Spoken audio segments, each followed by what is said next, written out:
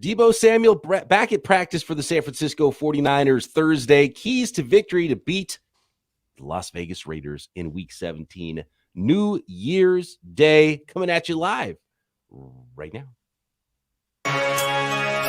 You are Locked On 49ers, your daily San Francisco 49ers podcast, part of the Locked On Podcast Network, your team every day.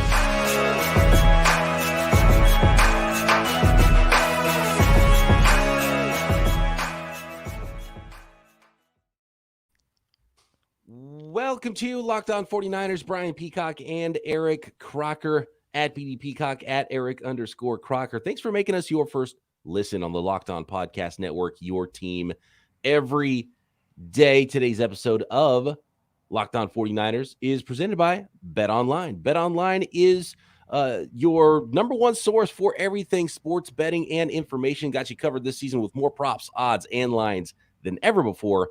BetOnline, where the game starts. Croc, so we're going live here after Thursday Night Football, and shout out to everybody who's listening on Friday morning as well to the audio-only pod. But you are live on YouTube as well, and we like to go live to end the week, and we like to go live post-game a lot of times as well. And so thanks to all the live listeners that are jumping in. We're seeing tons of them, and they are all super pumped up right now. Yes, make sure you hit that like and subscribe button. Watching Thursday Night Football, which a lot of times Thursday Night Football is not the greatest product, just on the short week and stuff. Then you have Joshua Dobbs starting for the Titans out of nowhere. But I didn't come away from this game thinking, oh man, don't want to see the Cowboys in the playoffs, right? Am I wrong thinking that, or is it more like don't take them too lightly? It was a short week, Thursday night product, as I mentioned, but I'm not too worried about the Cowboys. Well, I got the group chat, and there's some Cowboy fans in there, and I immediately texted them. I said, listen, we do a lot of back and forth, some trolling, things like that. And I said, I'm not trolling when I say this. Do y'all really think that the Cowboys would beat the 49ers in the playoffs? They think so, but I don't know if they're just hyping themselves up to say that. But the 49ers dominated the Dallas Cowboys team last year, a team that was built on this passing game. And they're trying to get physical. They lost Tony Pollard. You see Zeke, he's running the ball. At one point, he had like 15 carries for 30 yards. I'm like, that's not going to do it. You can't be one-dimensional against the 49ers and win that game, especially when you have a defense that has been a little leakage. They've had trouble getting to the quarterbacks. They put up a stat over the last 3 games prior to this game. They had 1 sack combined. Like, that's not going to do it when trying to beat the 49ers. So, Dallas Cowboys, a lot of talent, star-studded, but I agree, not a team that scares me when it comes to playing against the 49ers. I agree. Genesis in the chat says Bosa for Defensive Player of the Year. And I agree, especially with what's happened down the stretch here in December. I just saw a stat right before going on the air here. Nick Bosa in December had 6 sacks in 4 games. And Micah Parsons, the guy who was competing with, I think, closest for that Defensive Player of the Year this year, he's only got 1 sack, and he had an extra game tonight on Thursday in December. So 5 games, 1 sack for Micah Parsons, wilting down the stretch statistically, and Nick Bosa's just getting stronger. And it's not just sacks either. Nick Bosa leads the league with 17.5 sacks right now going into Week 17. But if you look at the quarterback hits stats, so you're just talking about what kind of constant pressure a single player puts on the opposing team. Nick Bosa is nonstop motor every play from the first play to the last. He's always in the mind of the offensive coordinator, the quarterback, just disrupting games. And Nick Bosa is lapping the field with the quarterback hits stat. Quarterback hits, Nick Bosa right now leads the league, as he does in sacks, with 42 quarterback hits. Almost twice as many as Micah Parsons. Micah Parsons has 24 quarterback hits. The next closest is the guy that's going to be on the other side against the 49ers for the Las Vegas Raiders. Max Crosby has 33. So he's got 9 more quarterback hits than the next closest guy. And then a couple players after that. And he missed a game. That's part, Bosa missed a game as well. Yeah, right. Exactly. He did. And then Matt Judon has 27. Montez Sweat, 26. Dexter Lawrence, 25. Micah Parsons, 24. Bosa has 42 quarterback hits to go with his 17.5 sacks. Like, disruptive in the mind of the quarterbacks. I think Nick Bosa, it is clear, and this isn't, this is the Locked On 49ers podcast, right? This isn't just bias here. Nick Bosa has affected opposing offenses more than any defensive player in the league this year. I think he's a shoo-in at this point because of what he's done down the stretch here in December. We got Bobo in the chat, and he says Nick Bosa might become the most expensive defensive end in NFL history. I don't think there's a might. I think you can take the might out of there. I think he will become that. But did the 49ers make a mistake not locking him up sooner, right? Because they could have, and maybe he wouldn't. Yeah, I was going to say maybe he wouldn't have signed it, right? I wouldn't have signed it. They asked him over the summer when the Niners were talking with Deebo, and basically Bosa was like, "Yeah, I'm not too worried about that right now. I think he knows that his number was going to come up the following year. The salary cap's coming up. I'm sure he could see how that was going to strike, and sure that helps him. Maybe a little extra motivation. Although his motors always run hot, so I don't think he needs the extra motivation. I don't know. There's a guy by the name of Emmanuel Acho, and Acho said that Nick Bosa does not have the motor of Micah Parsons. That's asinine. That's just like, it's the whole tell me you've never seen a player without telling me you've never seen the player. Like, motor's the first thing on Nick Bosa's scouting report. Right. Yeah, I don't know. He pulled out one play, and it was a play it was like a screen, and Nick Bosa already started like far away. And as the guy got away, like Nick Bosa wasn't sprinting. Well, obviously, and Nick Bosa, I compared him to kind of an alligator or crocodile, whichever one. I don't know. I think they're the same, whatever. But they have that short area quickness where they can get on you right now, and they're really strong. But they don't really have long speed, and that's Nick Bosa. Short area quickness is off the charts. Long speed, not quite there, as opposed to maybe a Micah Parsons who did run a 4.3 and could chase guys down from behind. But yeah, Parsons, Emmanuel Acho, he was tripping on that. Yeah, he was definitely tripping on that. And Emmanuel Acho's not shy about saying stuff, I think, for clicks. He gives me that vibe for sure with his brand of analysis. He did the whole Justin Herbert's a social media quarterback. Well, right, yeah. Special throws and those go viral, but it's not correlating to wins. I'm like, dude, if you just watch the games, it's very clear. I'd say that maybe 5 quarterbacks or teams in the league that would say, no, we won't trade our current quarterback for him, right? So I don't care what it looks like. I don't care what the number on paper. You just watch him. And it's like, no, this quarterback is special, right? But Acho saying he's just a social media quarterback, and he would take Tua. And now we see Tua. There's kind of this meltdown, especially over the last 4 games, has been great. It started with the 49ers. 49ers kind of start to derail teams in their careers and firing coaches and quarterbacks. But, yeah, he's tripping. Yeah, I think the 49ers would probably trade Trey Lance for Justin Herbert, but it would be weird at that point to have Herbert back up Brock Purdy. So I don't know if that would be a move against the 49ers. Yeah, right, so Brock Purdy, I just saw a stat, and it's like, since he started, he's number 1 in a lot of categories. He is. Would you take that Brock Purdy and say, and if the Chargers were like, hey, we want to trade you Justin Herbert straight up for Brock Purdy? What's your answer? Oh, yeah. I'd say thank you very much. Yes, I will take Justin Herbert and pair him with Kyle Shanahan. I think that would be a heck of a lot of fun. Just haven't seen a sample size big enough for Brock Purdy. And here's another one, enemy territory. New Year's could get weird there. Hopefully he doesn't show any of those rookie mistakes and turn the ball over, because we're talking about keys to victory. It's almost too easy, but you can't be turning the ball over. Like, you can't let the Las Vegas Raiders sort of even the playing field against a team that's clearly better than them. And that's where it would happen. Throwing the ball to the other team, fumbling a snap, pick sixes, something like that really big swings in a game that could change the tide.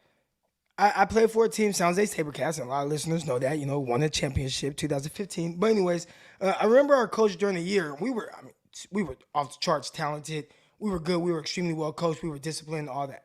We lost one game. And the one game that we lost that year was in overtime to the worst team in the league, the LA Kiss, right? They were owned by Kiss, the rock star, people, whatever. Gene Simmons, right? Yeah. Yeah. But that was our only loss of the year. And the worst team in the league, we lost to them in overtime. And one of the things that the coach said was, you can't let teams hang around and start to get false courage.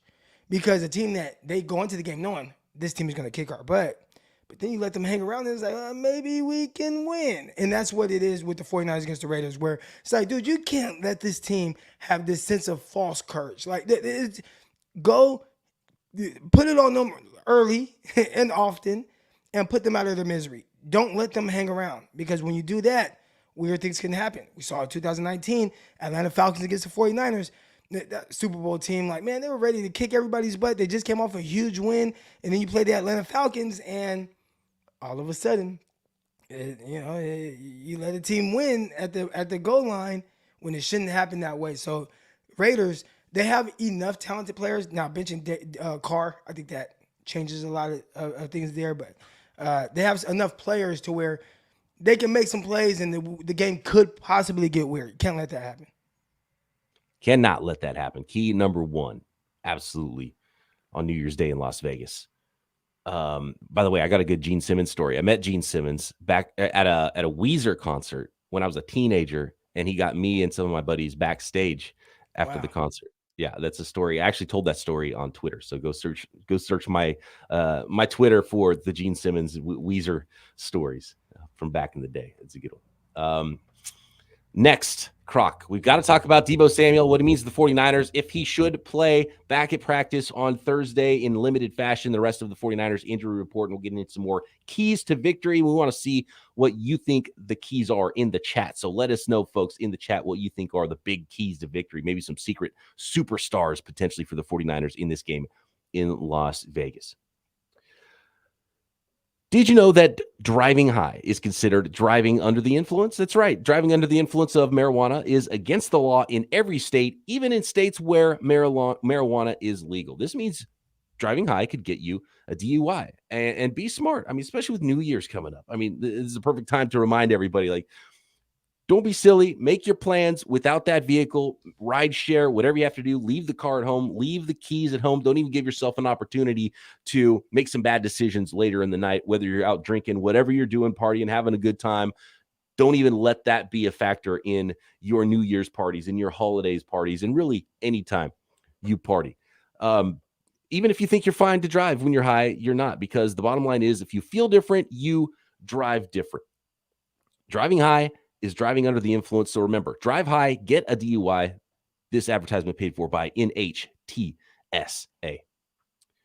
Thanks again, everybody, for making Locked On 49ers your first listen every single day. Make sure you check out Locked On Sports Today, the biggest stories around the sports world in 20 minutes or less, plus instant reaction, game recaps, and Locked On's take of the day.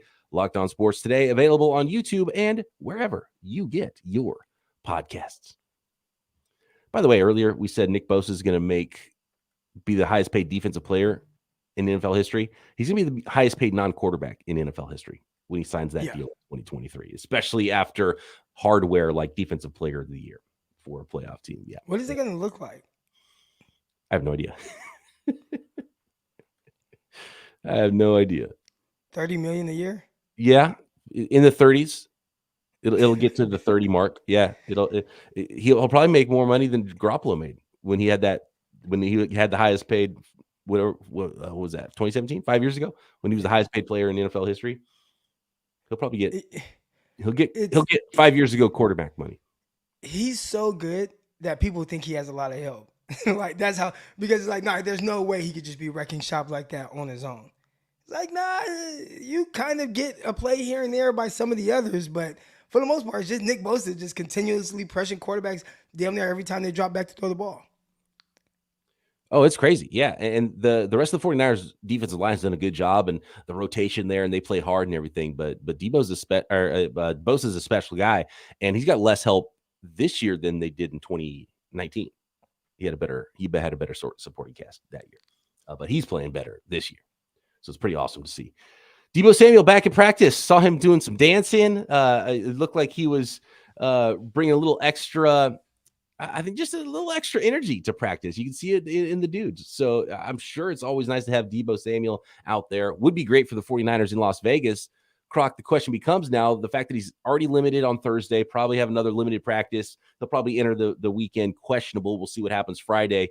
Would you say that he has to be 100% to play him in Las Vegas? Because I think it's a smarter move to hold him out. I know that there's still things to play for the 49ers, but it's much more important that Deebo be healthy for the playoffs than him helping him out in this game. Unless he's like flat out 100%, there's no opportunity for a setback. Yeah, if he's not 100%, which, most people at this time, they're not 100%, but with those soft tissue injuries, it can just get worse and sideline you again. So I would just sit down. We don't need you right now. Even if you win this game. I don't know how much movement there's going to be. Potentially, you can slide up. Say the Minnesota Vikings. They're playing a lot of really close games over the last few weeks. I keep thinking like, oh, they're going to lose this game. Then somehow they pull it off at the end. Then I watch them against the Giants. I'm actually in the stands at the 49ers versus Commanders game looking at on my phone the game between the Vikings and the Giants, hoping the Giants pull it off. They don't, right? So they've had these really close games. Maybe you're playing for second seed, but I don't know if it's worth it enough to say, all right, Deebo Samuel, we're going to risk putting you out here if that soft tissue injury isn't 100% or ankle injury, whatever it is. So yeah, it's like an ankle and a knee, but just seeing how he got bent back, the fact that he's even at practice already is pretty miraculous because I thought it was going to be much worse when Deebo was carted off the field. And I think he thought that too, right? So pretty phenomenal to see Deebo Samuel back, and we know he will be back to the playoffs as long as there are no setbacks, knock on wood there, for Deebo Samuel. Looking at the rest of the injury report from Thursday's practice here, and pretty good news, pretty good injury report for this time of year for the 49ers. Not practicing Jimmy Garoppolo, still not on injured reserve, so he's just hanging out, and we'll see what that ends up looking like for him. He's got his cast off and still could be back in January, playoff time. That's a conversation for later in January, not today's conversation, but still not on IR, Jimmy Garoppolo. Kevin Givens didn't practice. Ambry Thomas has been ill. He was not practicing this week. There's a little bit of an illness running through the team, but it looks like I think Bosa was out Wednesday with an illness. He's back. So the 49ers are much better from that standpoint. Javon Kinlaw still, with that knee injury, having some limited work in practice, and we'll see if he continues to slowly get put back on the field. Didn't have a ton of snaps last week in his first action back. Eric Armstead, limited, kind of a similar situation, maintaining that foot injury that he's been dealing with all year. Kerry Hyder back at practice with his ankle injury in a limited fashion. Jordan Mason, his hamstring that he tweaked to start the game last week, also limited, as was Christian McCaffrey, who had that kind of mysterious knee injury a couple of weeks ago, probably just a load thing with him. And then Deebo Samuel, as I mentioned, coming off the ankle and knee injury, also limited. So most of those guys, I'm sure, if not all of the limited guys, will be available for the 49ers on Sunday, and give or take a Deebo Samuel. They should not need Deebo Samuel to beat the Raiders, right, Croc? I don't think so. And we talked about it on the crossover episode. I'd say right now, with how the 49ers are playing, the teams that they are supposed to beat, which I would say over the last couple of months has been a lot of those kind of teams, they have really kind of destroyed them, right? Beating them by multiple scores. So I would expect the same against the Raiders. Now, on any given Sunday, everyone knows the saying, anything can happen. But just heading into this game, how I feel about it, I'm as confident as I've been about any game that I thought the 49ers should win. So I would say that, whether you have Deebo or not, you're probably going to pull this off. I think the bigger question is just, are you going to cover the spread? Right? Like that's a bigger question than are the 49ers going to actually win the game? Confident Crocky before week 17. I kind of want, you don't want the 49ers to fall behind, right? And they shouldn't want that. But I want to see Brock Purdy play from behind. It's almost like you want to put him in game situations that he might face in the playoffs in these next two games, because it's almost been too easy for Brock Purdy. He's made it look so easy, but he hasn't really been behind in any games. I want to see what it looks like when it's like, okay, you have to go a little one-dimensional. And I guess they were a little one-dimensional last week just because Washington was so good up front against the 49ers run game that they had to lean more on the pass. But I want to see a little, just a little adversity for Brock Purdy, what it looks like if he has to come from behind. Do you have any worries? Doesn't it seem like it's been too easy for Brock Purdy almost? Yeah.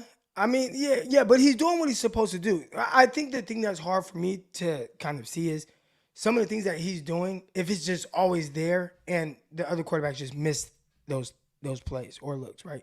I mean, how many times have we talked about, oh man, Brandon Ayuk running up the seam wide open, Jimmy didn't pull the trigger, and this is not me trying to rag on Jimmy, and then Brock Purdy throws it, and it's like, well, of course you throw it, the guy's wide open, and he converts, but it's like, well, I think these plays have kind of just been there and just missing. So I think that's why it looks easier. He's just making the right decisions. Yeah. I think he's going to continue to do that. But I get what you're saying in the sense of having to play from behind, having to maybe make more tighter window throws in that 10 to 20 yard range, which we haven't seen him make a ton of those throws. We've seen like kind of contested catches in like that 5 to 10 yard range, but not really past that. So I get what you're saying, right? It's been a little simplified for him, but again, I think I don't think Kyle's kind of complaining with what he is converting on. Right. Yeah, absolutely. Just some favorable game scripts, but he's also making plays too, and he's moving around the pocket. You've seen him get out of the way of a defender, the pass rusher, then throw a little off platform throw, and mostly accurate, making good decisions. So love seeing that. Love everything I've seen from Brock Purdy. It's just like in the back of my mind is like it's still just like that question's gonna linger. Is this guy for real, man? Is this really happening? What was his 7th round pick? Right, like you start to Yeah. I didn't even realize it, but somebody pulled it up. I don't even know how they pulled it up because I didn't even put his name in there. But I had a video of Brock Purdy. I had no idea it was probably even Brock Purdy. I don't even think I knew that. But it's from him in college, like a year ago or something. And it was a bowl game. And he just runs out of the pocket for no reason and throws his wild pass. I'm like, what the heck is this quarterback doing? Why'd you run out of the pocket? And then somebody commented on it recently. And I'm like, wow, that was Brock Purdy. I didn't even realize it. If I would have just judged if you would have told me it's the same quarterback, I'd have been like, nah, no way. He's been much more composed. Yeah, he is. There's two plays that come to mind from Brock Purdy in college. One was he threw a pass from his butt, basically. They ended up being a pick six. Just like a terrible decision. Like, what are you doing throwing from your backside trying to make a play? It's just like a huge blooper reel throw. And then there was another one. Remember when Patrick Mahomes kind of was horizontal and made that throw?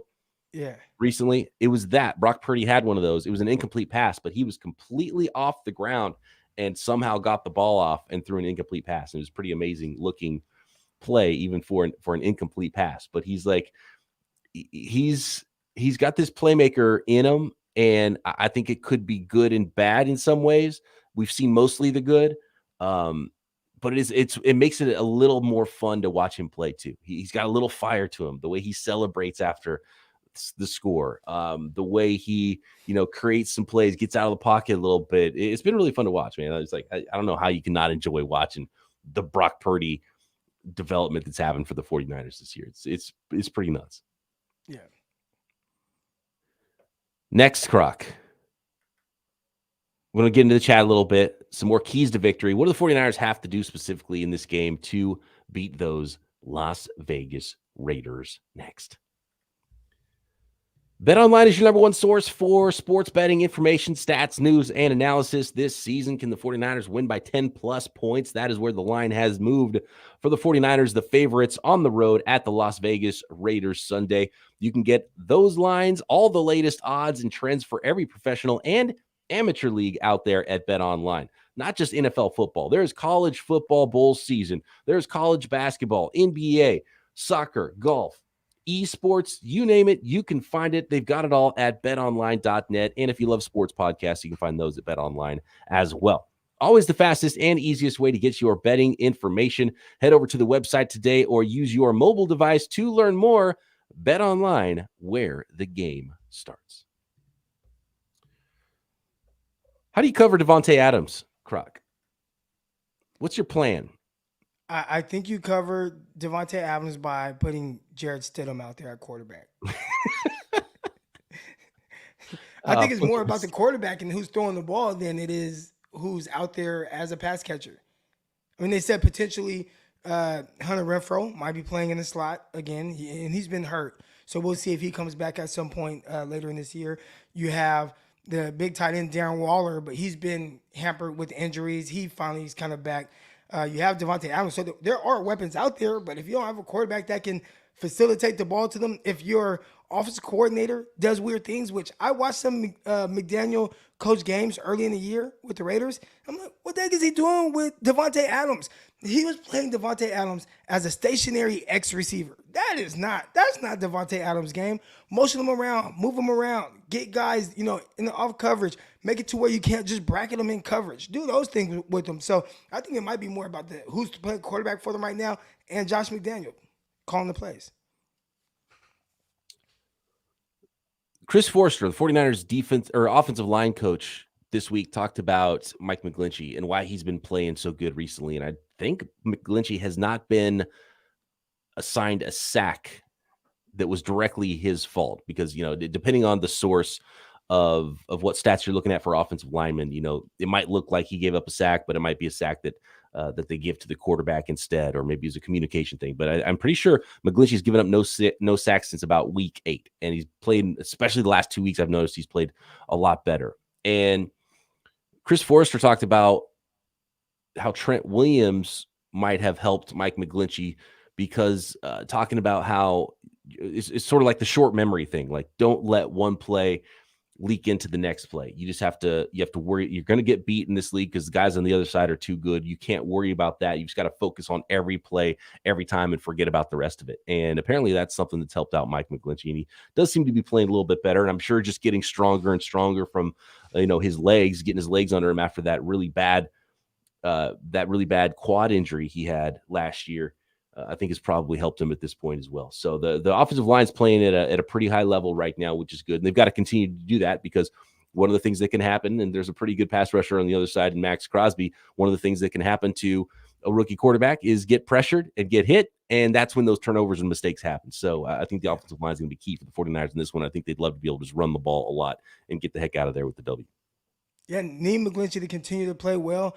I got on him last game and gave him the opposite of whatever a game ball is, but not for his entire play over a game. It was really just 2 drive-killing penalties where 49ers had opportunities to score touchdowns, and his specific penalty knocked them kind of out and put the 49ers in like this long yard situation where they didn't get a touchdown. So, but overall, I don't think he's been the reason. And I'd say for the most part, these quarterbacks have been kept up fairly clean. I mean, even going back to Jimmy Garoppolo, there was a game Jimmy Garoppolo didn't even touch the ground, right? So they're doing a good job of protecting. I think that's the entire offensive line.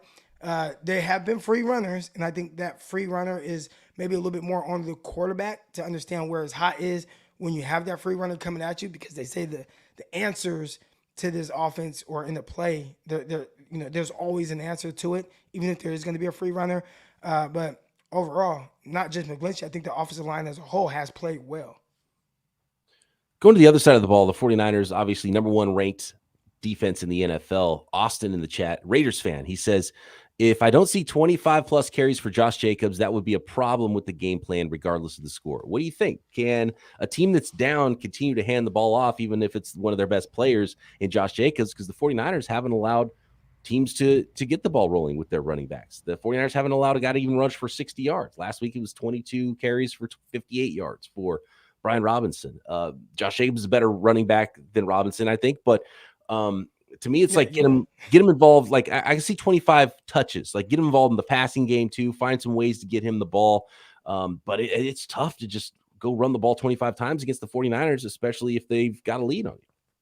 Yeah, well, we've seen a team like the Commanders. You talked about how they ran the ball. Robinson having 22 carries for less than 60 yards. That's them continuing to pound the rock. And they did a really good job of ball control. I'd like to know the numbers of the first half time of possession, 49ers and Commanders, and who it favored. Because it felt like Commanders had the ball the entire half. And what do you know? At halftime, the game was 7-7, I believe it was. So maybe that's the recipe. Forced to run, even if it's not quite there. Maybe that keeps the ball away from the 49ers a little bit and away from an offense that gets hot. And then you see what happens second half.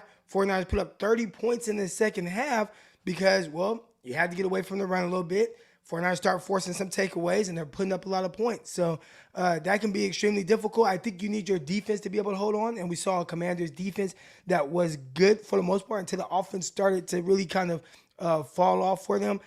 Can the Raiders offense do a good job of ball control, and then the defense gets stops? I think that's the bigger issue, right? Can the Raiders defense get stops to help their offense keep the ball away from the 49ers?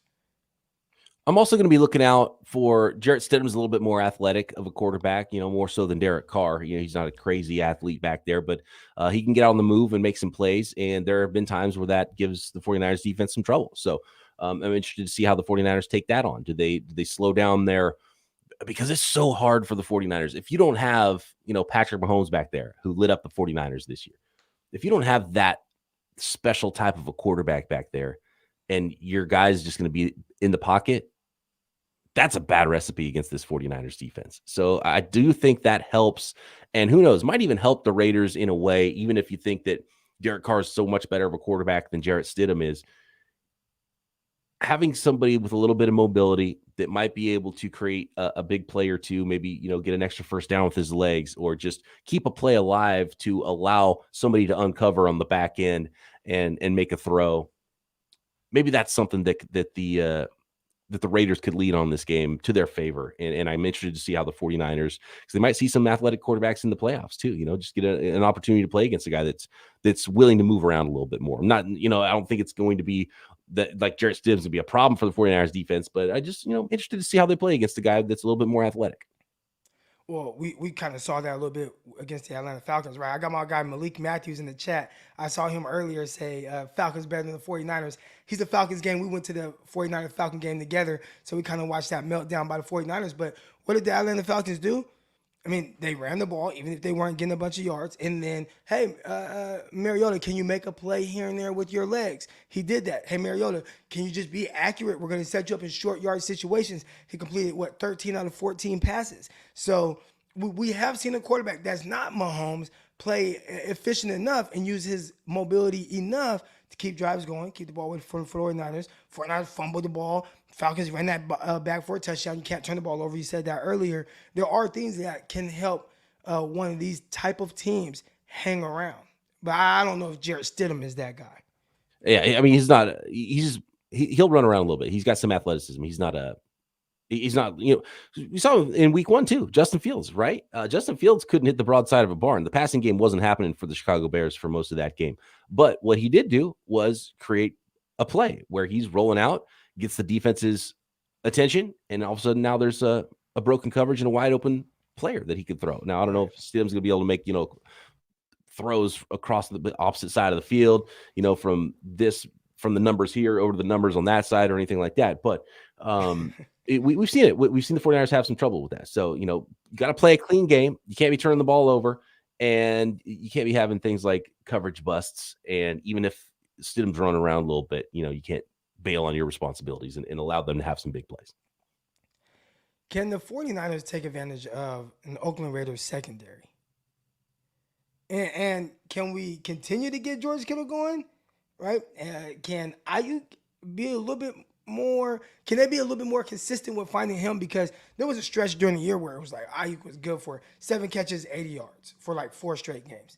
And then it started to get weird. And you see like 2 catches, 2 targets, and 3 catches on 5 targets. But can this be a game where they say, all right, we're going to look to get Ayuk more involved, and maybe that'll help open things or continue to open things up for George Kittle, who he's come on strong as of late. But I'm looking to see those 2 guys right there. What's their impact going to be like against this team?